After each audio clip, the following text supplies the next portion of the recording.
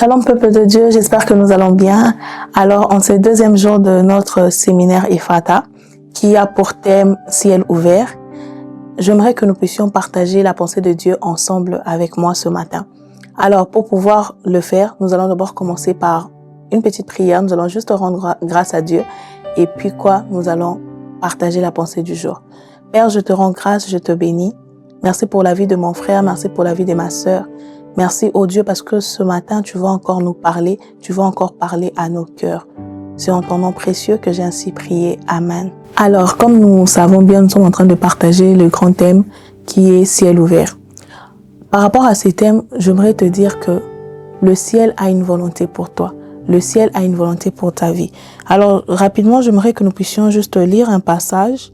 Je suis dans le livre de Colossiens. Colossiens 1, le verset 16, la Bible est en train de déclarer ceci. « Car en lui ont été créées toutes les choses qui sont dans le ciel et sur la terre, les visibles et les invisibles, trône, dignité, domination, autorité. Tout a été créé par lui et pour lui. » Alors pourquoi je suis en train de nous faire lire ces passages aussi longtemps que nous sommes en train de parler du thème ciel ouvert? Je nous ai dit tantôt que Dieu a une volonté pour nous. Le ciel a une volonté pour nous. Alors, la Bible, comme nous venons de le lire, elle nous dit que nous avons été créés pour lui. Nous devons savoir une chose. Nous sommes dans un temps où beaucoup de personnes sont en train de perdre la révélation, sont en train de perdre la raison pour laquelle nous avons été créés, la raison pour laquelle nous avons été envoyés sur ces terres. Nous avons été envoyés sur ces terres pour être à l'image de Dieu, pour être à l'image de Jésus, pour être comme Dieu.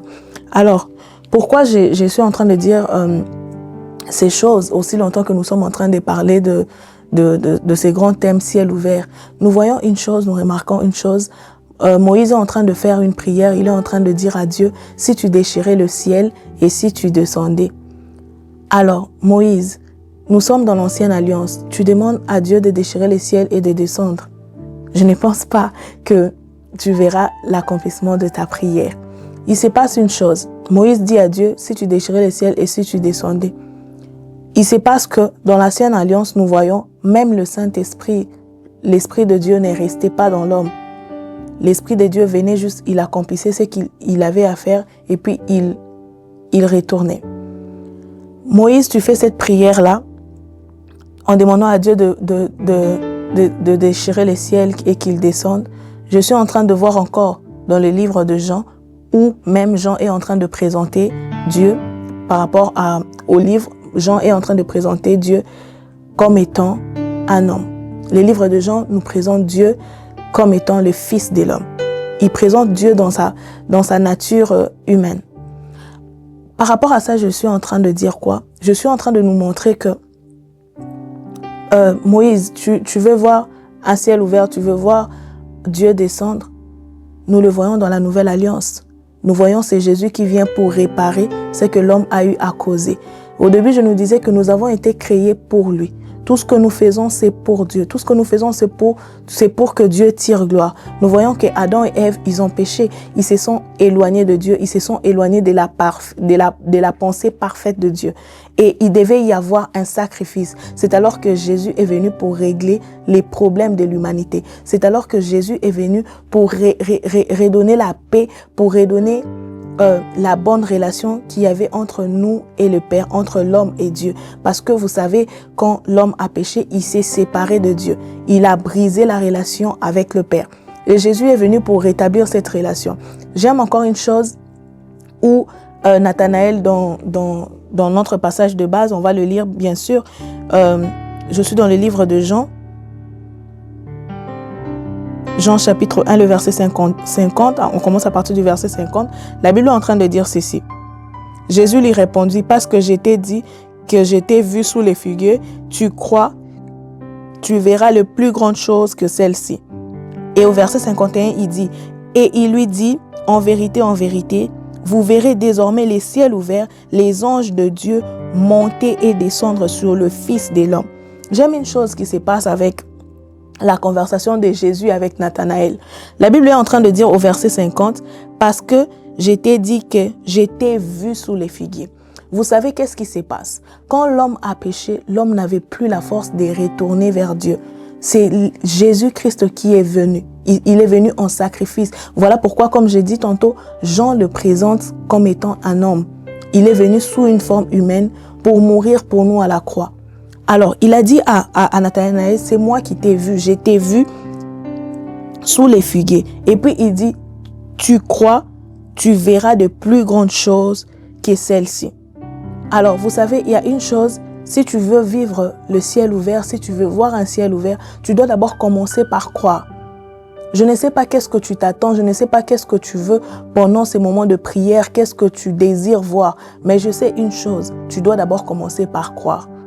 Si tu veux vivre un ciel ouvert, si tu veux voir Jésus, tu dois d'abord commencer par croire.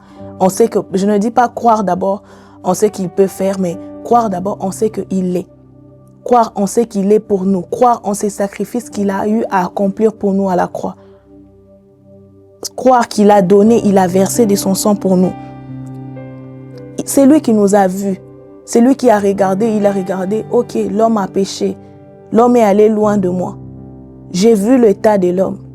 Je dois maintenant aller vers l'homme.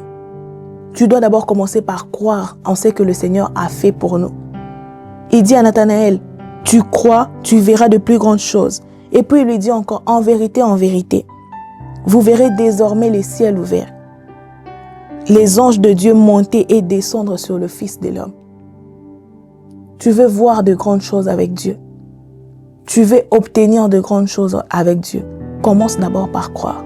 Crois d'abord en cette œuvre de la croix. Crois d'abord à ce qu'il a fait à la croix. Et tu verras des choses s'accomplir dans ta vie. Et tu verras ces ciels ouverts dans ta vie. Vous savez, quand on est en train de parler de ciel ouvert, comme je l'ai dit tantôt, c'est Christ qui vient ouvrir le ciel pour nous. C'est Christ qui vient ouvrir le ciel pour nous par son sang qu'il a versé à la croix. Le ciel demeure ouvert pour nous. Alors cet après-midi, j'aimerais prier avec toi. J'aimerais prier avec toi, toi qui désires voir le ciel ouvert. J'aimerais déjà t'informer, par la mort de Christ à la croix, le ciel a été déjà ouvert. Par la mort de Christ à la croix, tout a déjà été accompli. Alors pour cela, pour vivre ces choses, pour vivre les bénéfices de ces choses, j'aimerais prier avec toi. Toi qui t'es décidé de soit donner ta vie à Jésus, toi qui t'es décidé de pouvoir voir les choses d'une autre manière, j'aimerais prier avec toi pendant quelques instants. Père, je te rends grâce pour la vie de mon frère et de ma sœur. Je te prie, ô Dieu, de la même manière que Père, par la venue de ton Fils, tu as ouvert sur nous le ciel. Je prie que le ciel demeure ouvert, que le ciel demeure ouvert dans sa vie. Pendant ce moment où nous sommes en train de te chercher, pendant ce moment où nous désirons te voir, te rencontrer encore, je prie, Seigneur, que nous puissions, Père éternel, bénéficier de ces ciels ouverts. Bénéficier, ô Dieu, de tout ce que tu as accompli. C'est en ton nom précieux que j'ai ainsi prié. Amen. Que Dieu vous bénisse. Passez une excellente journée.